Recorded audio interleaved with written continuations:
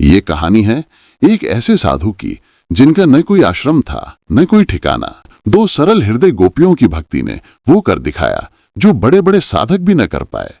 आइए सुनते हैं सरल भक्ति की अनुपम कथा। एक साधु थे, उनका न कोई आश्रम न धर्मशाला न कोई ठिकाना।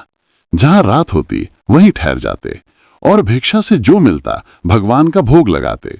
वृंदावन की दो गोपियां जिन्होंने कभी भगवान के दर्शन नहीं किए न कभी मंदिर गईं, प्रातः दही मक्खन गागर में भरकर ले जाती, बेचती और अपने गृहस्थी में मगन रहती। दोनों गोपियों ने यह सुन रखा था कि साधु संतों के पास झोली में भगवान रहते हैं।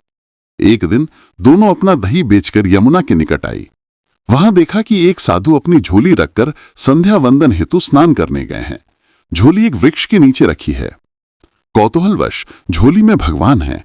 भगवान कैसे हैं, इस दृष्टि से दोनों ने चुपके से झोली उठाई और सारा सामान बिखेर दिया, पर भगवान नहीं मिले।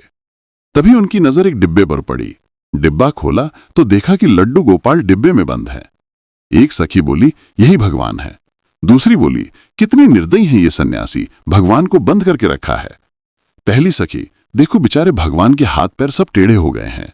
दूसरी, बेचारे बन जो रहते हैं, हाथ पैर हिलाने की जगह भी नहीं है। अब दोनों ने लड्डू गोपाल को उठाया। बोली, भगवान जी अब परेशान न हो, अपने हाथ पैर सीधे कर लो और हम दही खिलाते हैं, खा लो, भूखे भी होंगे। दोनों ने भगवान की मूर्ति को सीधा करना शुरू किया। भगवान को भी उनकी सरलता पर आनंद आ रहा था, वो भी मुस्कुरा रहे थे। जब वे थक गई लेकिन हारी नहीं तो भगवान को हारना पड़ा।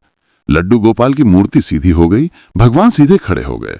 दोनों ने भगवान को नहलाया और दही खिलाया। फिर बोली, अब लेटो, आराम करो।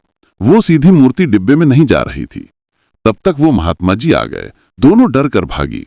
महात्मा जी ने सोचा कि कुछ लेकर भागी हैं। वे उनके पीछे दौड़े लेकिन उन तक पहुंच नहीं पाए। लौटकर झोली देखी तो हस्तप्रभ रह गए। भगवान लड्डू गोपाल खड़े हंस रहे थे। महात्मा जी सारी बात समझ गए। वे भगवान के चरणों में गिरकर रोने लगे। वे खूंजते हुए उन गोपियों के घर गए, उनके भी चरण पकड़कर रोने लगे। धन्य हो तुम दोनों, आज तुम्हारे कारण भगवान के दर्शन हो गए।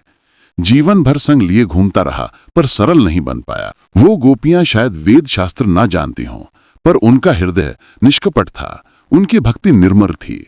भगवान को पूजा नहीं, प्यार चाहिए, भावना चाहिए, सरलता चाहिए। महात्मा जी की आंखों से आंसू बहने लगे। जीवन भर संग रखा पर आज पहली बार भगवान को जीवित भाव से देखा। और यही इस कथा का संदेश है। भगवान भाव से मिलते हैं, भव्यता से नहीं। जिस हृदय में सरलता है वही सच्चा मंदिर है। जय श्री लड्डू गोपाल जी।